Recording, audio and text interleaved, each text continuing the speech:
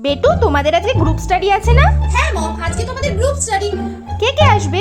মম, বলছি আজকে না রাজোরা আসবে আর আমার অন্যান্য ফ্রেন্ডরাও আসবে। তো মম, আমি বলছিলাম কি কিছু যদি তুমি ফুড বেটু, তুমি এত হেজিটেট কেন করছো? ফুড নিয়ে তোমাকে কোনো চিন্তাই করতে হবে না, আমি সবার জন্য পিৎজা অর্ডার করে দিচ্ছি। লাভ ইউ মম, তুমি আমার কথা না বলতেই বুঝে যাও। মম, বলছি পিৎজার সাথে তুমি যদি কেএফসি কিছু বাকেট অর্ডার করে দিতে। হ্যাঁ বেটু, আমি এক্ষুনি কেএফসি থেকে সমস্ত বাকেট অর্ডার করে দিচ্ছি, কেমন? থ্যাংক ইউ মম, আজকে আমরা সারা রাত গ্রুপ স্টাডি করব আর পার্টি করব। তুমি শুধু ভালো করে পড়ো আর ভালো করে এনজয় করো। কিছু কি খাবে বলো? সব বন্ধুরা মিলে গ্রুপ স্টাডি করতে চাইছে, কি করব? মা শুনলেই তো আমার কথা শুনবে না।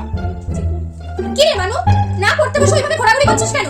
মা, বলছি সব বন্ধুরা মিলে গ্রুপ স্টাডি করতে চাইছে, ওরা কি আসবে আমাদের বাড়িতে? কি কি কি গ্রুপ স্টাডি? মানে ওই এক জায়গায় গোল করে বসে গল্প করবি নাকি? পড়াশোনার বেলায় তো কোনো হুঁশ নেই, গল্প করার জন্য গ্রুপ স্টাডি করবে না? ওইসব হবে না, ওইসব হবে না আমার বাড়িতে, স্পষ্ট কথা আমি তোকে বলে দিলাম। যা সব বন্ধু বান্ধবদের বলে দে যে আমার